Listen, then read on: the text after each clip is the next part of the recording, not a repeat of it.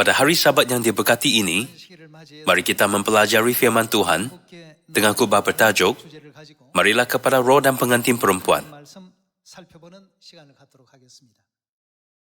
Selepas Tuhan buat semua 66 buah buku Alkitab direkodkan, dia meninggalkan amaran di bahagian yang terakhir.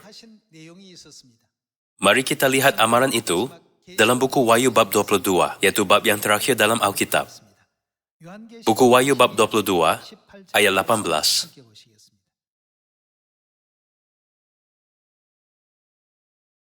Bab 22, ayat 18. Aku bersaksi kepada setiap orang yang mendengar perkataan-perkataan nubuat dari kitab ini. Jika seorang menambahkan sesuatu kepada perkataan-perkataan ini, maka Tuhan akan menambahkan kepadanya malapetaka-malapetaka yang tertulis di dalam kitab ini. Maksudnya, jangan tambah apa-apa pun. Ayat 19.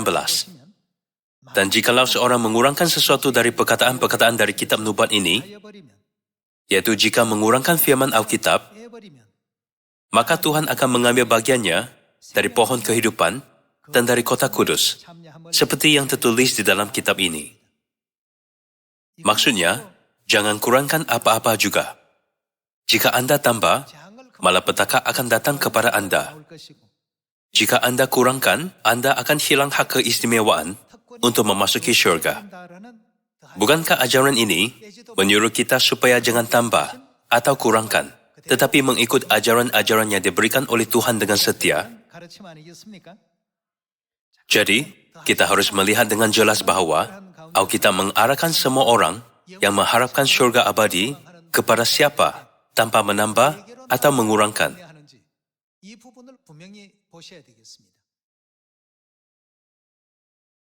Kini, ramai orang tidak mempunyai standar untuk membezakan kebenaran dengan kepalsuan. Apabila sesuatu sesuai dengan mereka atau disokong oleh orang ramai, mereka senang menganggap itu benar, tetapi menolak apa yang bertentangan sebagai palsu atau salah. Namun, bukankah Alkitab, yaitu firman Tuhan, standar sebenar untuk segala sesuatu yang diberikan kepada kita untuk keselamatan? Hari ini, marilah kita mengetahui bahawa Tuhan menyuruh kita pergi kepada siapa dan mencari jalan kehidupan kekal tanpa menambah atau mengurangkan sesuatu daripada Alkitab. Mari kita buka buku Wahyu, bab 22 ayat 17. Roh dan pengantin perempuan itu berkata, apa? Marilah. Manusia harus pergi kepada siapa? Alkitab merekodkan dengan jelas, marilah kepada roh dan pengantin perempuan. Kemudian ayat seterusnya tertulis, jangan tambah atau kurangkan. Kalian, Alkitab sudah pun memberi kita jawapan, bahawa kita harus bergantung dan mempercayakan roh kita kepada siapa. Tidak kira betapa hebatnya suatu teori atau doktrin. Siapakah yang harus kita cari? Kita harus cari roh dan pengantin perempuan. Inilah firman terakhir Alkitab dan permintaan Tuhan. Mari kita lihat ayat 17 sekali lagi. Roh dan pengantin perempuan itu berkata, marilah, dan barang siapa yang mendengarnya, hendaklah ia berkata, marilah. Dan barang siapa yang haus, hendaklah ia datang. Dan barang siapa yang mau, hendaklah ia mengambil air kehidupan dengan cuma-cuma. Sini tertulis, marilah kepada roh dan pengantin perempuan, serta terimalah air kehidupan dengan percuma. Secara ringkas, air kehidupan ialah kehidupan kekal yang diberikan Tuhan kepada kita, bukan? Mengenai babak ini, mari kita lihat buku Yohanes, bab 4 ayat 5.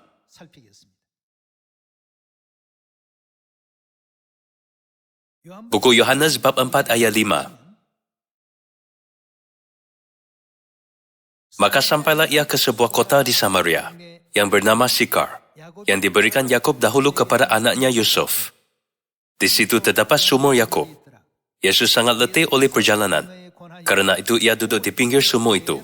Hari kira-kira pukul 12. Maka datanglah seorang perempuan Samaria hendak menimba air. Kata Yesus kepadanya, "Berilah aku minum." Sebab murid-muridnya telah pergi ke kota membeli makanan. Maka kata perempuan Samaria itu kepadanya, "Masakan engkau, seorang Yahudi, minta minum kepadaku, seorang Samaria?" Sebab orang Yahudi tidak bergaul dengan orang Samaria. Jawab Yesus kepadanya, "Jikalau engkau tahu tentang karunia Tuhan, dan siapakah dia yang berkata kepadamu, 'Berilah aku minum,' niscaya engkau telah meminta kepadanya, dan ia telah memberikan kepadamu apa? Air hidup." Maksudnya, dia akan memberikan air kehidupan. Inilah Bapa Yesus berbual dengan seorang perempuan di sebuah perigi di sebuah kampung bernama Syikar di Samaria. Jika perempuan itu tahu siapa yang minta air daripadanya, apakah yang akan dia minta? Dia pasti akan minta air kehidupan.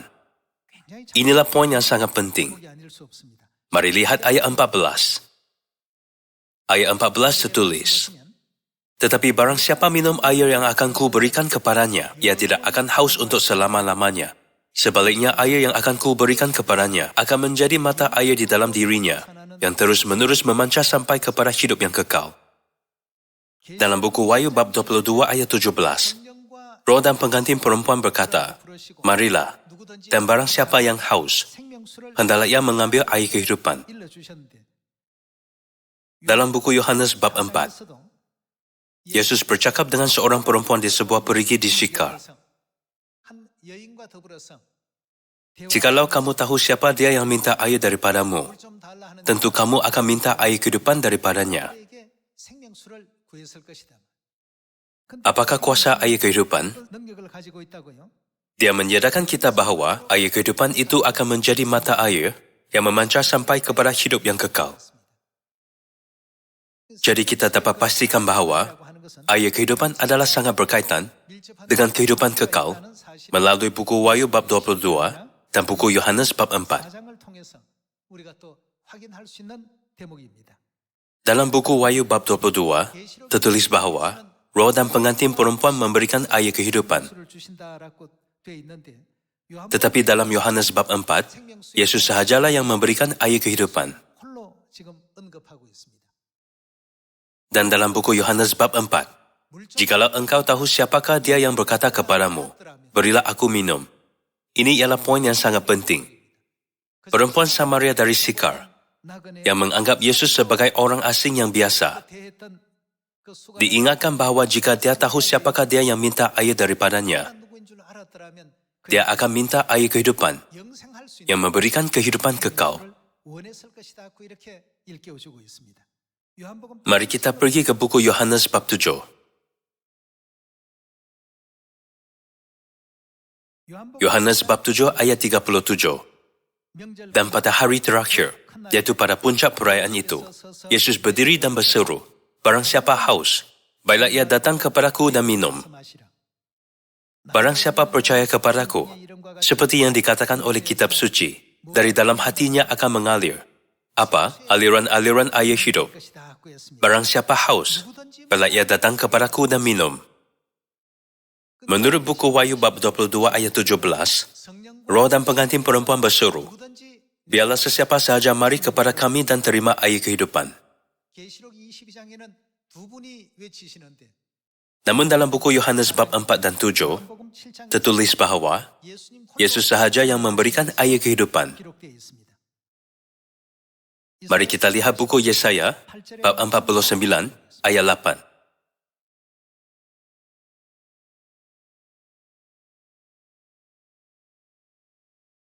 "Beginilah firman Tuhan, pada waktu aku berkenan, aku akan menjawab engkau. Pada hari penyelamatan, aku akan menolong engkau. Aku juga akan menjaga engkau dan menetapkan engkau menjadi perjanjian bagi umat manusia, untuk menegakkan negeri ini kembali dan membahagi-bahagikan harta pusaka yang telah sunyi. Untuk berkata kepada orang tahanan, 'Keluarlah,' kepada orang yang ada dalam kegelapan, 'Perlihatkanlah dirimu.' Di sepanjang jalan mereka seperti domba yang meragut rumput, dan di segala bukit yang gondol akan ada padang rumput bagi mereka.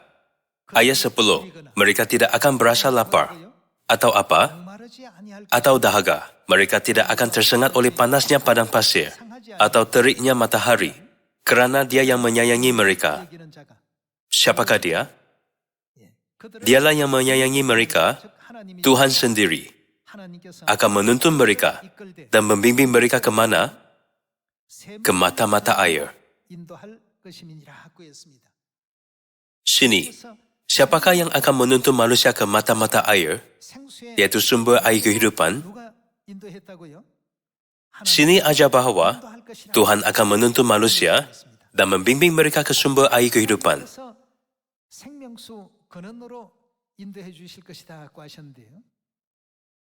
Mari kita lihat buku Wahyu bab 7, ayat 14.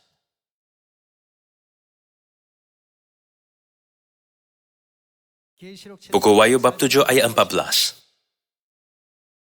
Maka kataku kepadanya, Tuanku, Tuhan mengetahuinya.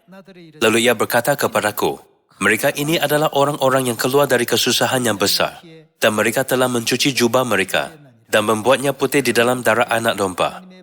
Karena itu mereka berdiri di hadapan takhta Tuhan, dan melayani Dia siang malam di bait sucinya, dan Ia yang duduk di atas takhta itu akan membentangkan kemahnya di atas mereka.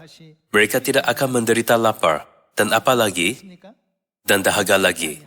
Dan matahari atau panas terik tidak akan menimpa mereka lagi.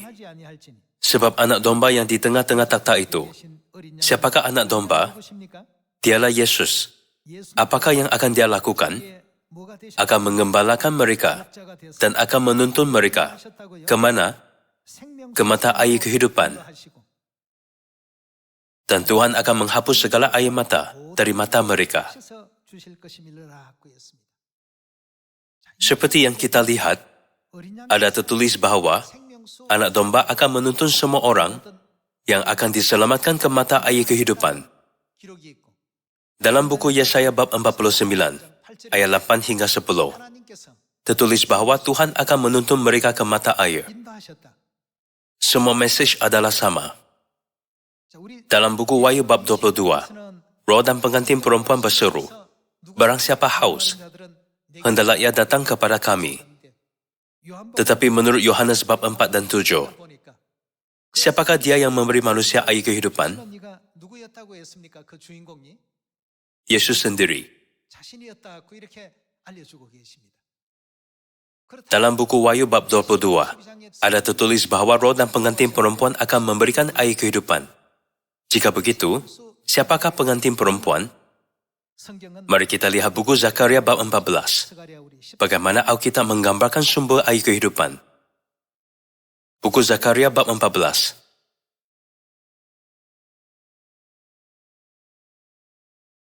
Ayat 7 tertulis, tetapi akan ada satu hari, hari itu diketahui oleh Tuhan, dengan tidak ada pergantian siang dan malam pun menjadi siang. Pada waktu itu akan mengalir air kehidupan. Dari mana? Dari Yerusalem. Dalam erti kata lain, Alkitab memberitahu kita bahawa mata air kehidupan ialah Yerusalem. Pada waktu itu akan mengalir air kehidupan dari Yerusalem. Setengahnya mengalir ke Laut Timur dan setengah lagi mengalir ke Laut Barat. Hal itu akan terus berlangsung dalam musim panas dan dalam musim dingin. Firman dalam buku Yesaya bab 49 dan Wahyu bab 7 menyatakan kita bahawa Tuhan sendiri akan membimbing umatnya yang akan diselamatkan ke mata air kehidupan. Kalau begitu, apakah maksud bahawa Tuhan Bapa menuntun kita ke Yerusalem, sumber air kehidupan pada zaman ini? Ini bermaksud bahawa Dia akan membimbing, menyediakan dan memberitahu kita siapakah Yerusalem. Dalam nota tulisan tangan Bapa ada tertulis, Elisa mengikut Elia, Yosua mengikut Musa, Petrus mengikut Yesus, dan aku mengikut Ibu. Kepada siapakah Bapa menuntun kita sekarang? Siapakah mata air kehidupan? Bukankah ini babak Dia menuntun kita kepada Ibu Yerusalem Syurgawi? Pada waktu itu akan mengalir air kehidupan dari Yerusalem. Setengahnya mengalir ke Laut Timur dan setengah lagi mengalir ke Laut Barat. Alkitab mengajar kita siapa ialah sumber air kehidupan. Kalau begitu, mari kita lihat siapa ialah Yerusalem yang disebut di sini melalui buku Galatia, bab 4 ayat 26.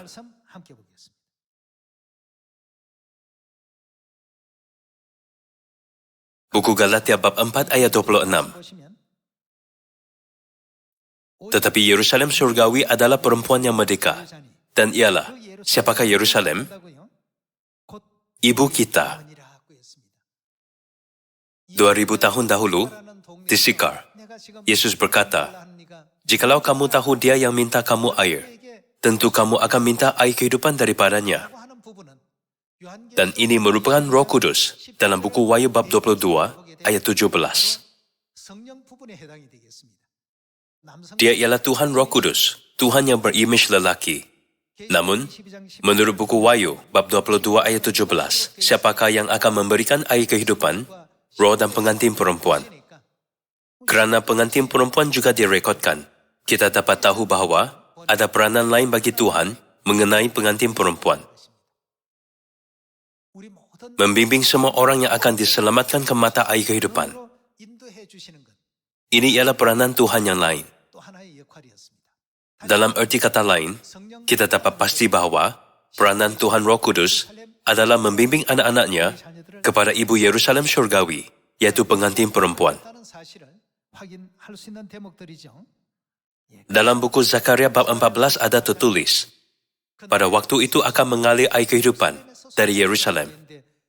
Menurut buku Galatia bab 4, siapakah Yerusalem? Yerusalem surgawi dikatakan ialah perempuan yang merdeka dan ialah ibu kita. Akhirnya, Tuhan Bapa datang ke bumi ini buat kali kedua untuk menyerahkan anak-anak Sion tentang Tuhan Ibu, yaitu mata air kehidupan. Dalam nota tulisan tangan Bapa, dia merekodkan ajaran, "Aku mengikut Ibu," dan mengajar kita bahawa kita juga harus ikut Ibu dengan menuliskan firman Yohanes bab 13 ayat 15. "Aku telah memberikan teladan kepada kamu, supaya kamu juga berbuat seperti yang telah ku berbuat kepadamu." Jadi, kita semua harus ikut ajaran-ajaran Tuhan dalam Injil yang Bapa dan Ibu bimbing dengan baik. Kalau begitu, apakah yang harus kita lakukan pada zaman ini? Mari kita lihat buku Yesaya, bab 62, ayat 6.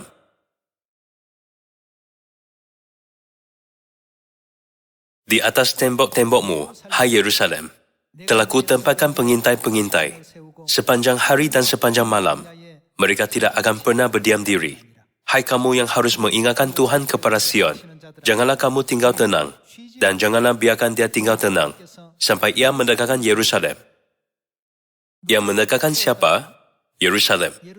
Menurut buku Galatia bab 4, siapakah Yerusalem? Jadi, Tuhan akan menegakkan Ibu, agar semua anak Sion datang kepada Ibu dengan betul. Dalam buku Yesaya bab 62, ayat 7 tertulis, "Dan janganlah biarkan dia tinggal tenang, sampai ia mendekatkan Yerusalem, dan sampai ia membuatnya menjadi apa? Kemasyhuran di bumi." Para pengintai di atas tembok Yerusalem tidak boleh berdiam diri siang atau malam. Mereka harus memberitakan dan membuktikan Yerusalem. Pada zaman ini, kita harus memberitakan semua hukum perjanjian baru, seperti hari Sabat, Paskah, dan 7 perayaan dalam 3 kali. Namun, hanya apabila kita mengenali Bapa dan Ibu, barulah kita dapat datang kepada Bapa dan Ibu, bukan? Walaupun seseorang mempunyai banyak ilmu yang lain, mereka tidak dapat datang kepada Bapa dan Ibu, yaitu sumber air kehidupan, yang dapat memberi mereka berkat kehidupan kekal.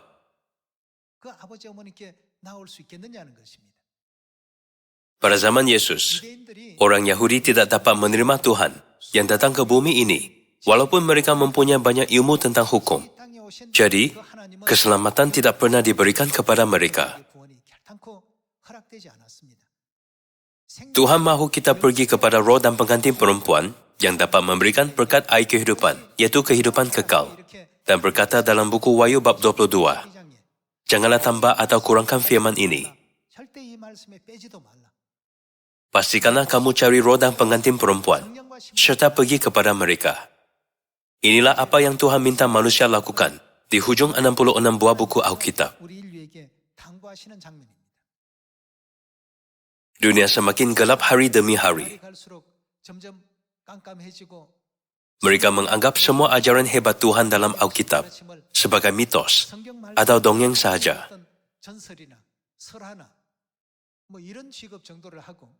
Di sesetengah negara Eropa, dikatakan semakin banyak orang beransur-ansur tidak mempercayai Alkitab.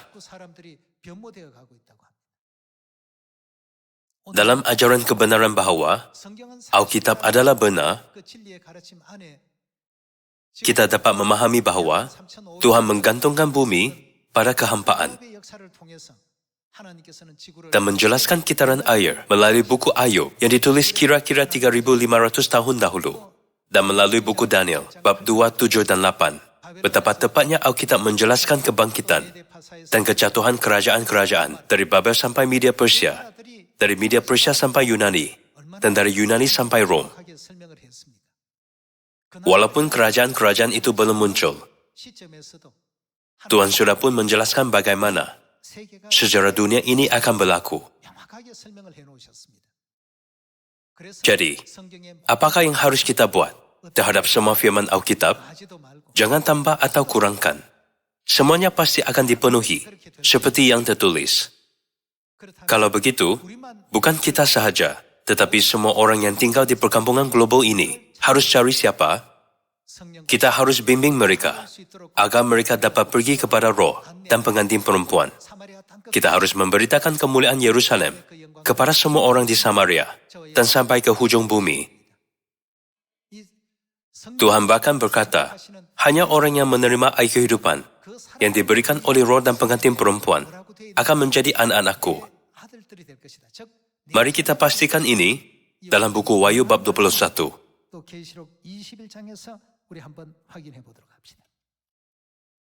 Mari kita lihat buku Wahyu bab 21 ayat 5.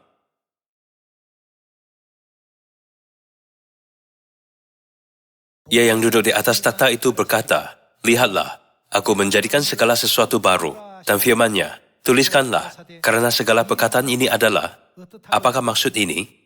Karena firman ini adalah 100%, 1000%, dan bahkan 10.000%, boleh dipercayai.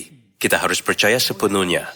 Ayat 5, ia yang duduk di atas tahta itu berkata, lihatlah, aku menjadikan segala sesuatu baru, dan firman-Nya, tuliskanlah, karena segala perkataan ini adalah tepat dan benar. Firman-Nya lagi kepadaku, semuanya telah terjadi. Aku adalah Alfa dan Omega, yang awal dan yang akhir. Orang yang haus akan kuberikan minum dengan cuma-cuma dari mata air kehidupan. Barang siapa menang, ia akan memperoleh semuanya ini, dan aku akan menjadi siapa? Tuhannya, dan ia akan menjadi anakku. Apakah yang akan berlaku kepada orang yang pergi ke mata air kehidupan dan mempercayai Roh dan pengantin perempuan yang memberikan air kehidupan?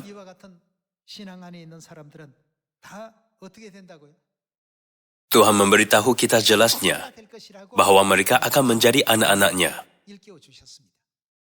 Buku Wahyu bab 22 mengajar bahwa anak-anak ini akan memerintah sebagai raja selama-lamanya di syurga. Mari kita pergi ke bab 22. Marilah lihat ayat 3.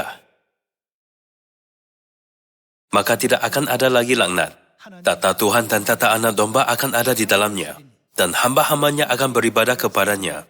Dan mereka akan melihat wajahnya. Dan namanya akan tertulis di dahi mereka.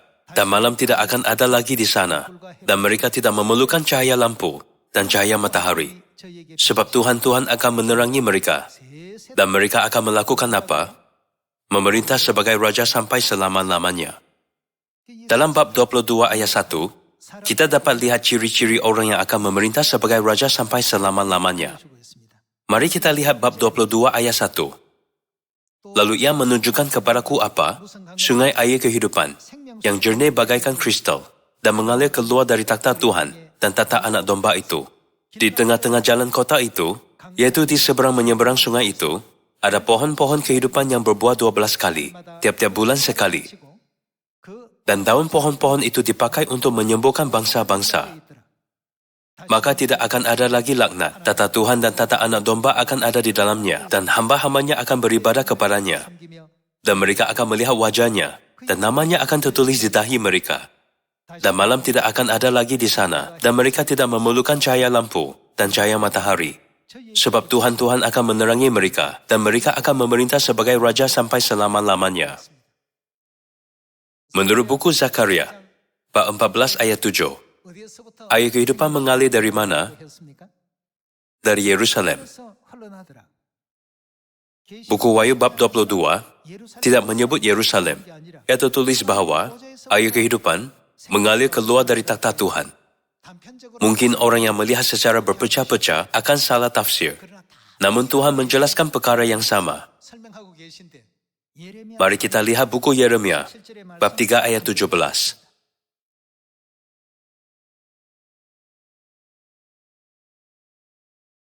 Pada waktu itu Yerusalem akan disebut takhta siapa? Takhta Tuhan. Dan segala bangsa akan berkumpul ke sana. Dalam buku Wahyu bab 22, air kehidupan dikatakan akan mengalir keluar dari takhta Tuhan.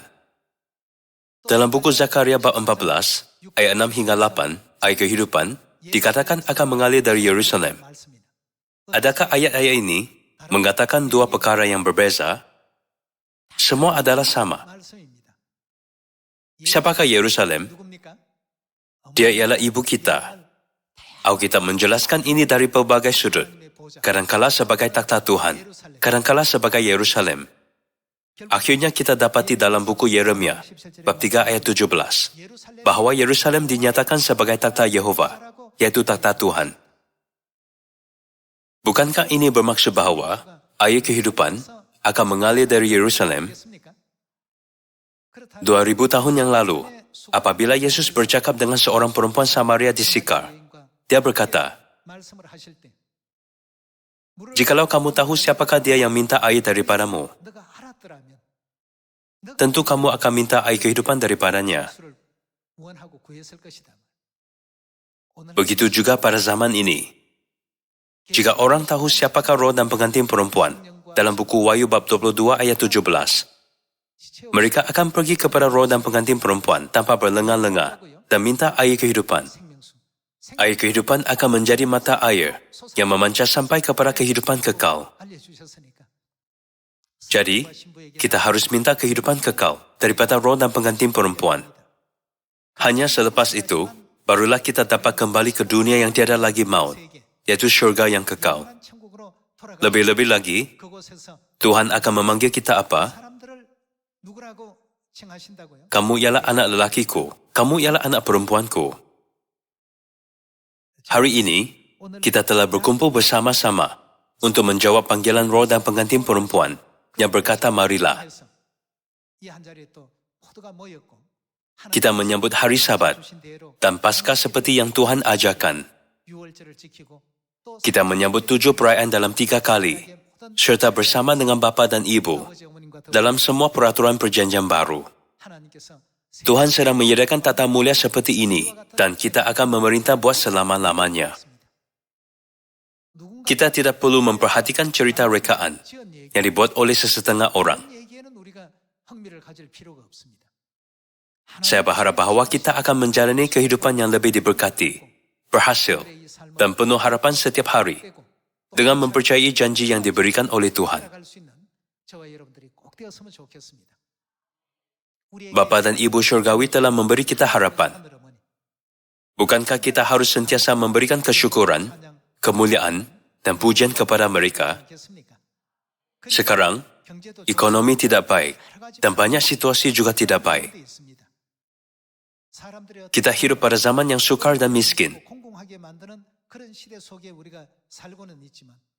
Namun hidup ini bukan segala-galanya, bukan? Dengan memikirkan syurga yang akan kita masuki, selepas dunia yang sementara ini, marilah kita atasi kesusahan dan penderitaan yang kita alami pada hari ini, agar kita dapat menjadi ahli keluarga syurgawi yang akan menikmati kehidupan kekal dan berkat di syurga yang kekal. Kita bergembira kerana ada Tuhan, yaitu Bapa dan Ibu,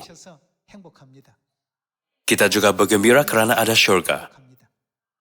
Kita lebih bergembira karena kita bersama. Walaupun semua orang hidup di dunia yang hanya aku, kita harus hidup dalam dunia kita dan saling menjaga. Marilah kita menjadi kekuatan dan keberanian bagi satu sama lain, dengan baik-baik mematuhi perintah Bapa dan Ibu, saling mengasihi sama seperti aku telah mengasihi kamu. Apabila kita melupakan harapan syurga yang akan kita masuki, kesakitan, kesedihan, dan kegelisahan akan timbul dalam hati kita. Di syurga, Tuhan sedang mengumpulkan berkat yang lebih besar. Jadi saya minta Anda supaya bersungguh-sungguh lari ke sana. Dengan ini saya tambahkan khotbah. Sekian terima kasih.